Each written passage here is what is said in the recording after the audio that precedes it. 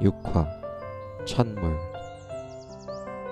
그날은 역시 별달리 다를 바 없는 날이었다. 한가롭게 움직여도 뭐라고 하는 사람은 없었다. 고용인은 그녀뿐이었고 유일하게 관여할 저택의 주인도 일을 하는 방식에 대해서는 참견을 하지 않는다.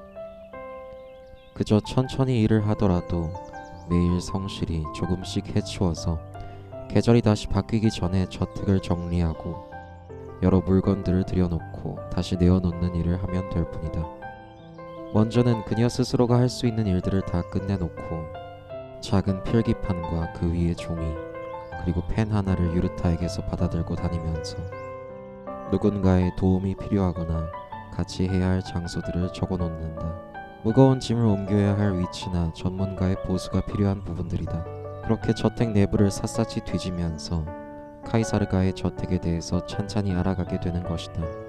오랜 시간을 일한 솜씨 있는 고용인들은 의뢰 마치 그 주인처럼 혹은 주인보다도 더 자신이 일하는 곳의 사정을 잘 알게 되기 마련이다. 매니는 그런 과정을 거치고 있었다. 그러나 다만 그것은 무기질적인 저택의 경우였지 유르타에 대해서는 잘 알지 못했다. 그날은 유르타에 대해서 예상하지 못한 사실을 듣게 되는 날이었다. 차분하게 일을 끝내고 식사를 다 했을 무렵이었다. 바깥의 대기는 고요하고 또 적막하다. 봄비가 약간씩 추적추적 내리다 말기를 반복했다. 우는 새도 없고 간혹 저택의 근처를 배회하는 작은 짐승들도 자취가 없었다. 매니가 참 적막하다라고 느끼고 있을 때였다. 매니와 유르타는 늘 그렇듯 저택의 2층 식사실에서 식사를 마쳤다. 오늘은 매니가 요리를 한 날이었다. 유르타가 미리 사다둔 여러가지 식재를 배합해서 그럭저럭 그럴싸한 음식을 완성했다.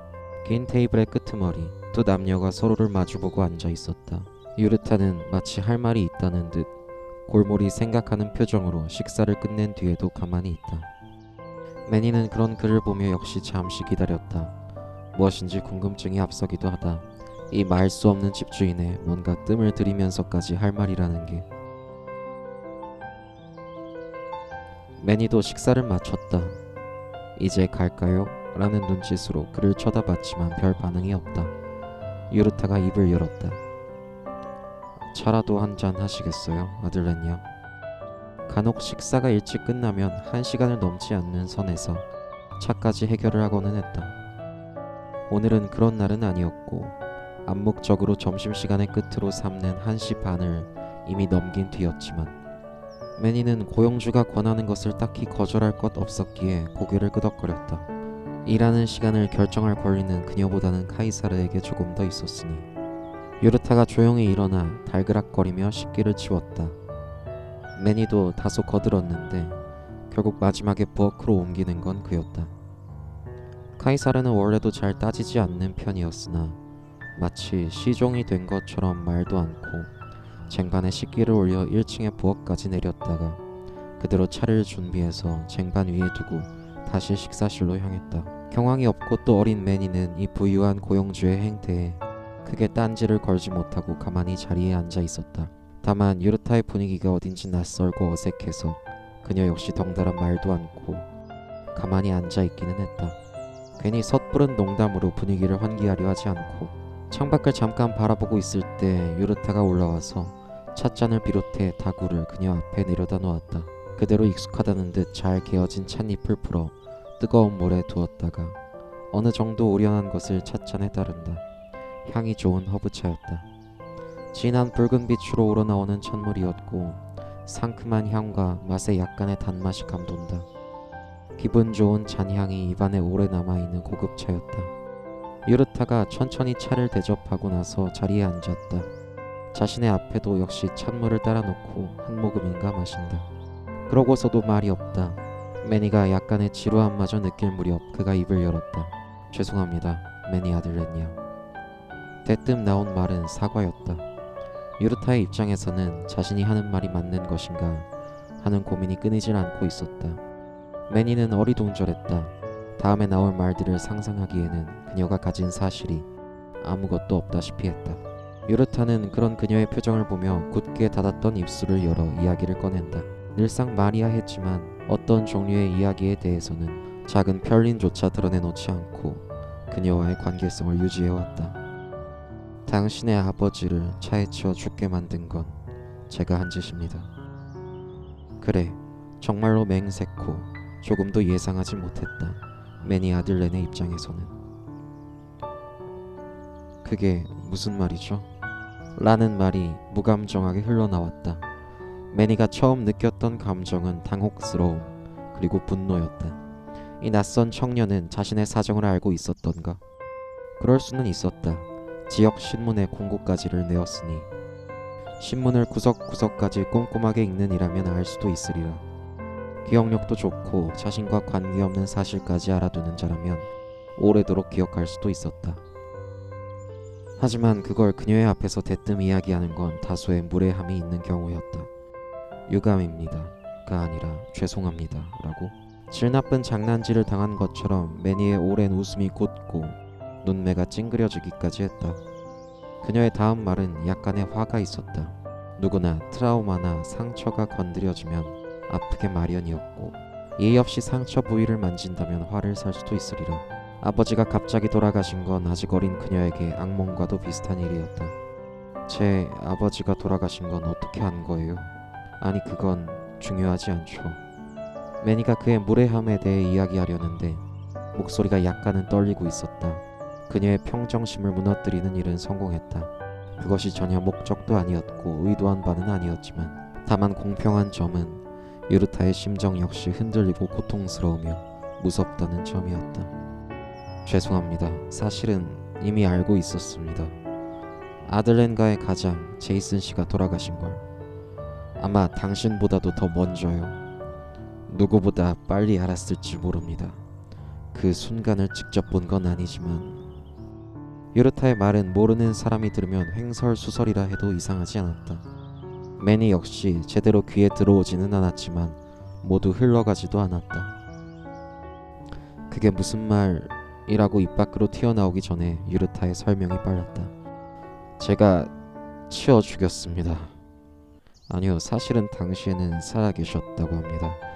지난 겨울밤 폭설이 시작되던 날 밤의 이야기입니다. 저는 테르디를 운전하고 있었고 시 외곽의 길을 걷던 제이슨 씨를 오 맙소사. 사람은 기가 막히면 별다른 말을 하지 못한다. 매니 역시 말주변이 없는 사람처럼 비명 같은 한마디를 툭 내뱉고는 말을 멎었다. 유르타의 말이 진전될 때마다 신경이 곤두서고 핏줄이 어떻게 되는 듯했다. 농담이라면 아주 지나치다. 그러나 이 진중한 사내가 갑자기 자신에게 질 나쁜 장난을 진지하게 칠 이유가 있는가? 뺨을 때려야 할지 모르는 상황이었지만 진실이라면 그녀는 한 사내의 참회하는 고백을 듣고 있었다. 그 대상은 자신이었다. 피해자는 그녀의 사랑하는 아버지였다. 맹세컨대 사고였습니다. 저는 정신이 없었고 인적 드문 길을 가고 또 추운 길이었으며 최근에 버릇대로 약간의 술을 먹기까지 한 상황이었습니다. 시야가 흐렸고 판단이 서지 않았습니다. 그대로 그 자리를 도망쳤고 나중에서야 당신의 아버님이 돌아가신 이유가 사고가 아닌 동사 때문이라고. 거기까지 말을 하던 유르타가 저도 모르게 울컥했다. 울어야 할 건 매니였지만 유르타 역시 자신의 죄나 혹은 미안함을 두고 감정이 요동쳤다. 사내는 눈물을 흘리면서 그 앞에서 무릎을 꿇었다. 죄송합니다. 그게 마지막 말이었다. 유르타는 흐느끼면서 그 앞에 엎드려 있었다. 매니는 뒤늦은 폭풍이 가까이 오듯 여러 가지 사실들을 받아들이느라 힘든 상태로 앉아 있었다. 찬물은 다 식었다. 감정의 동요도 어느 정도 최고점을 지나서 유르타가 정신을 차렸다. 매니는 아직이었다. 그녀는 흐느끼지도 분노에 사로잡혀 자신의 앞에 있는 청년을 향해 무언가 집어던지지도 않았다. 도리어 극한의 상황 속에서 그녀는 천천히 그의 말을 곱씹었다. 매니는 손으로 얼굴을 감쌌다. 그녀가 감당하기에는 너무 큰 감정이 그녀의 앞에 있었다. 현실을 살아야 하기에 묻어두었던 거대한 응어리가 눈앞에 있는 것만 같았다. 동생들의 앞에서 풀어낼 수도 없었다. 이미 한 차례 울었으나 그 이상의 하소연을 하는 모습을 보이고 싶지 않았다. 불안감을 주는 일이었으니. 요르타의 말은 논리적으로 들렸다. 이 청년이 만약 부채감을 가지고 있었다면 처음 만난 그녀에게 그토록 호의적이었다는 사실이 더욱 납득이 간다. 그리고 아무도 알 수 없었던 당시의 상황에 대해 저렇게 논리 정연하게 설명을 한다는 것도 보통 담력으로는 꾸며낼 수 없으리라. 그녀의 슬픔의 크기만큼이나 큰 화를 감당해야 할 테니까. 매니는 두 손으로 자신의 얼굴을 감싸 쥔 채다. 도리어 고요하다. 그녀의 태도가 말이다. 거대한 풍랑이 그 마음속에 불법도 한데 그녀 자신이 느끼지 못하는 걸까 싶다. 정확히는 그녀 역시 지친다. 말을 꺼내놓지 않는다고 그것에 대해서 생각이 멈추는 법은 아니었다. 아버지의 죽음은 끊임없이 그녀의 머릿속 한 구석자리를 차지해 지겹고 지독히도 그녀를 괴롭혔다. 사실은 제대로 쉬는 것조차 어려운 일이었다. 한순간 잠드는 것조차 쉽지가 않다. 간신히 억눌러 놓고 평안한 듯 살아가던 그녀는 무언가 참는 힘이 고갈이 된 마냥 둑이 터진 듯 주르륵 눈물을 흘러내었다. 덮은 손가락 사이로 셀 정도로 한참을 후두둑 눈물을 쏟아냈다. 올 체력조차 없어서 그저 억지로 담아두었던 감정의 댐이 터져나가는 순간이었다.